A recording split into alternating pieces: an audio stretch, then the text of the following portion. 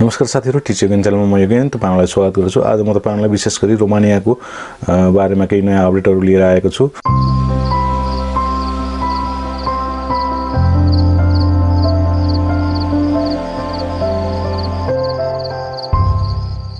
यहाँ थुप्रै साथीहरु चाहिँले रिक्वेस्ट गर्नुभएको थियो मलाई सर रोमानियाको बारेमा केही नयाँ अपडेटहरु लिएर आउनु न भनेर भन्नुभएको थियो। र मैले केही रिसर्च गरेको पनि थिएँ साथीहरु। यो चाहिँ रोमानियाको वर्क परमिट त्यस्तै गरी अपोइन्टमेन्ट र भिसा रेशियोको बारेमा अहिलेको सिनारीमा के छ त, अहिले चाहिँ भिसा किन आइरहेको छैन अथवा चाहिँ अपोइन्टमेन्टहरुको सिचुएसन के छ, वर्क परमिटहरुको सिचुएसन के छ,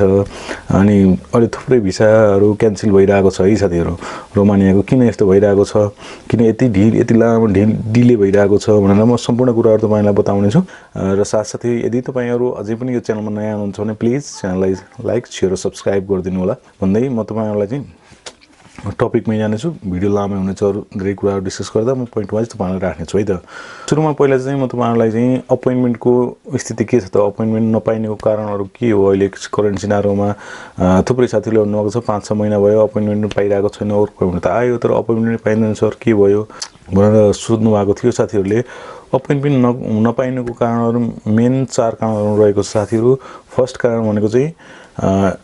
एउटा चाहिँ इन्डियामा मात्रै रोमानियाको एम्बेसी छ र त्यो एम्बेसीले 3-4 वटा कन्ट्रीको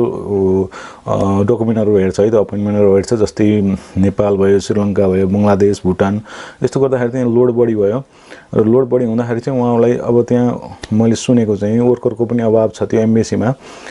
मान्छेहरुको पनि अभाव भएको कारणले गर्दाखेरि अहिले फेरि रोमानियनहरु विन्टर सिजनमा चाहिँ छुट्टी भ्याकेसनमा बस्ने यस्तो कारणहरुले गर्दाखेरि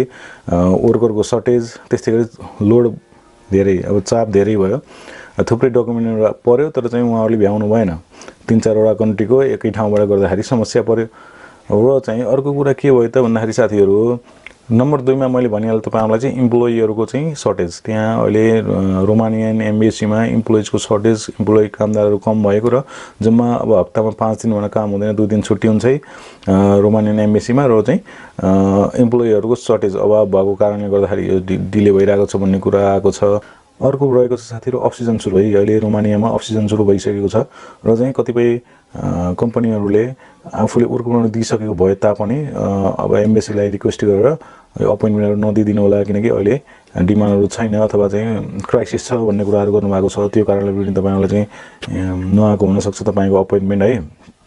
अर्को कुरा भयो साथीहरु, अफ सिजन सुरु भइसकेपछि के हुन्छ त भन्दाखेरि म्याक्सिमम हामी नेपाली जाने भनेको कस्तो भन्दाखेरि टुरिज्म सेक्टरमा है त, हस्पिटालिटी सेक्टरमा, जस्तै हाउसकिपिङ भयो, वेटर, कुक, यस्तो चाहिँ सेक्टरमा भयो। यो सेक्टरमा चाहिँ अहिले के हुन्छ त भन्दा रोमानियामा एकदमै चिसोको समय छ र एकदमै हिउँ पर्ने त्यस्तो हुन्छ। त्यो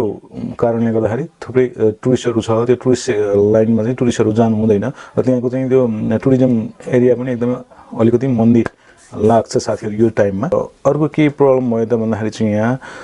4th नम्बरमा के भयो भन्दाखेरि इन्टरभ्यु। अहिले चाहिँ रोमानियन एम्बेसीले खुद इन्टरभ्यु पनि लिने, तपाई अपोइन्टमेन्ट छ भने उहाँहरुको सबैको इन्टरभ्यु पनि लिनु पर्यो, डकुमेन्टहरु पनि हेर्नु पर्यो, गर्दाखेरि चाहिँ टाइम एकदमै लाग्ने र इम्प्लोइको पनि अभाव गर्दाखेरि पहिला के हुन्थ्यो त्यो भन्दाखेरि साथीहरु यो भन्दा पहिले चाहिँ कतिपय साथीहरु विदाउट इन्टरभ्यु पनि जानुभयो है, इम्प्लोयरले नै इन्टरभ्यु अनलाइन थ्रु लिन्थ्यो, त्यसरी पनि जानुभयो। तर अहिले रोमानियन एम्बेसीमा गइसकेपछि तपाईहरुले इन्टरभ्यु दिनुपर्छ है त। त्यहाँ तपाई सिलेक्ट भइसकेपछि मात्र तपाईको प्रोसेस अगाडि बढ्छ र चाहिँ इन्टरभ्यु लिन भने त थुप्रै इम्प्लोयरहरु चाहियो है, हायर गर्नु पर्यो, मान्छेको अभाव छ, त्यसै टाइम पनि लम्बिहाल्ने भयो। त्यो कारणले गर्दाखेरि पनि चाहिँ डिले भएको छ यो चाहिँ अपोइन्टमेन्टहरु पाउनको लागि भन्ने कुरा आएको छ। र साथसाथै तपाईहरुले यदि चाहनुहुन्छ कि अब इन्टरभ्युको बारेमा पनि केही भिडियो के क्वेशन सोध्छ र के हामीले चाहिँ प्रिपेयर गर्नुपर्छ इन्टरभ्युको लागि भनेर चाहनुहुन्छ भने त्यो भिडियो पनि म तपाईहरुलाई ल्याउने छु। यदि त्यो भिडियो चाहनुहुन्छ भने तपाईले तल कमेन्टमा चाहिँ कमेन्ट गर्न सक्नुहुनेछ है त। र अहिले चाहिँ वर्क परमिटको बारेमा कुरा गरौँ। अब वर्क परमिट अहिले रोमानियामा टोटल 20,000 वर्क परमिटहरु इस्यु गरेको छ। यो एकदमै कम हो है साथीहरु, किनकि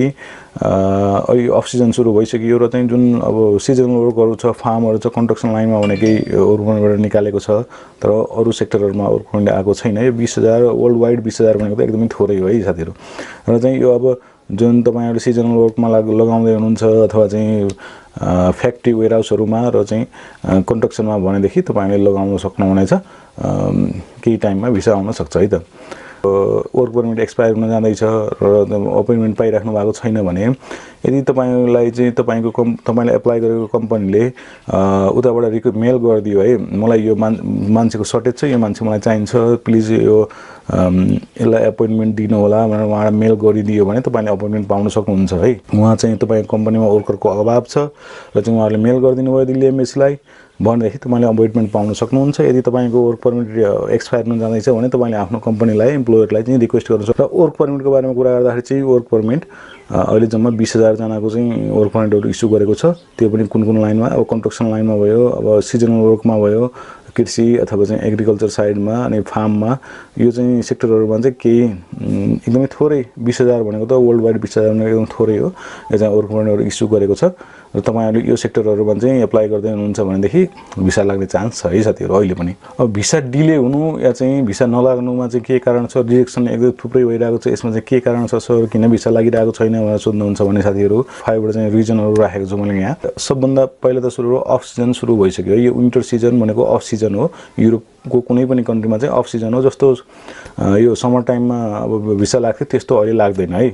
अब यसलाई धेरै एक्सप्लेन नगरौँ मैले भनिहाले तपाईलाई पहिला पनि र सेकेन्ड नम्बरमा रहेको सेन्जेन जोनमा जानको लागि प्रयास गर्दैछ रोमानिया है तपाईले थुप्रै अब तपाईलाई थाहा पनि होला न्यूज पनि हेरिराख्नु भएको होला अहिले रोमानिया सेन्जेन जोनमा प्रवेश गर्न जाँदैछ र त्यसको लागि अब रोमानियाले चाहिँ एकदम अब थुप्रै इमिग्रेसनहरु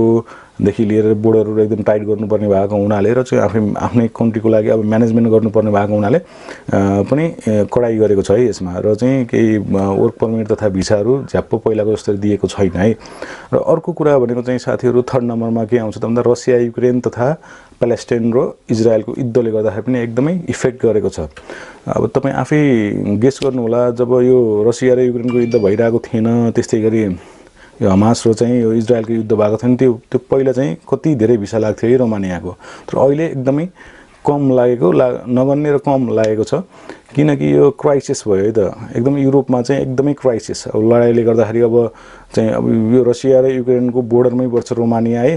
त्यसले गर्दाखेरि बोर्डरहरुमा पनि इस्यु हुने भयो अब इमिग्रेसनमा पनि इस्यु हुने भयो कतिपय इलिगली मान्छेहरु आइराको छ त्यसलाई कन्ट्रोल गर्न म्यानेजमेन्ट गर्नुपर्ने भएको हुनाले र थुप्रै यो इफोर्टहरु त्यता डालिरहेको छ है साथीहरु अब सिन्जेनमा पनि यही टाइममा जाँदैछ त्यो भएको हुनाले गर्दाखेरि सबै कुरा म्यानेजमेन्ट गर्नै भयो अनि क्राइसिस पनि लागिरहेको छ अब ग्यासमा भयो ओइलमा भयो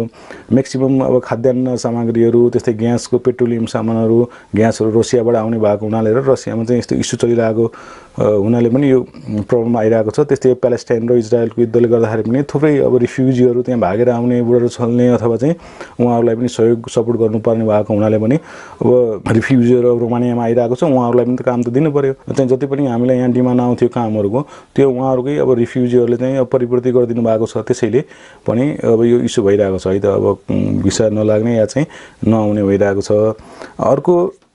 फोर्थ नम्बरमा अब चाहिँ फेक वर्क परमिट है यो फेक वर्क परमिटको बारेमा चाहिँ एकदमै ठूलो इस्यु रहेको छ साथीहरु कतिपय साथीहरुको चाहिँ अब वर्क परमिटै फेक आउने अब हामीले चाहिँ यो रियल वर्क परमिट हो कि फेक हो भने सहिले छुटाउन सकिदैन है तपाई हामी यस्तो फर्स्ट टाइम जाँदै हुनुहुन्छ युरोप भनेदेखि तपाईलाई वर्क परमिट आयो भनेपछि यो एमएससी मा तपाईले सबमिट गर्न सक्नुहुन्छ तर चाहिँ रिजेक्ट भएर आउँछ है त तपाईको भिसा अब यसको बारेमा चाहिँ अब यो जान्नको लागि यसको बारेमा किन यस्तो हुन्छ र चाहिँ कसरी हामीले चाहिँ यसबाट बच्ने भन्नको लागि चाहिँ मैले अर्को नेक्स्ट भिडियो लिएर आउँदै छु त्यो भिडियो एकदम हेर्नु होला है त एकदमै इम्पोर्टेन्ट हुनेछ त्यो भिडियो र यसमा मैले धेरै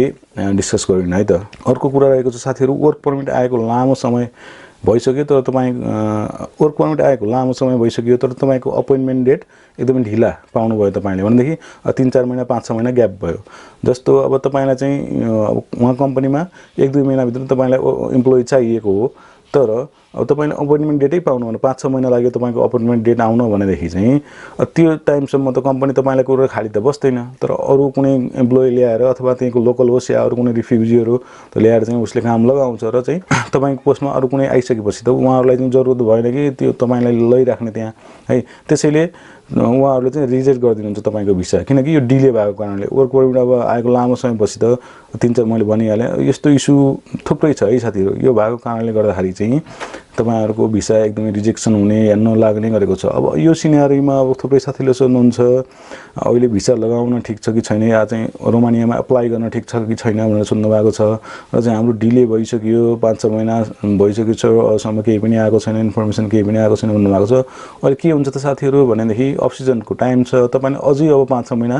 वेट गर्नुपर्छ है त। अब सेन्जेनमा पनि जाँदैछ अफ सिजन छ वार चलिरहेको छ थुप्रै इस्युहरु छ। थुप्रै युरोपियन कन्ट्रीहरुमा म्याक्सिमम कन्ट्रीहरुले चाहिँ यो भिसा तथा वर्क परमिटहरु त्यस्तै गरी अपोइन्टमेन्ट दिइरहेको छैन झ्याप्पै है त एकदमै टाइट गरेको छ। र अहिले चाहिँ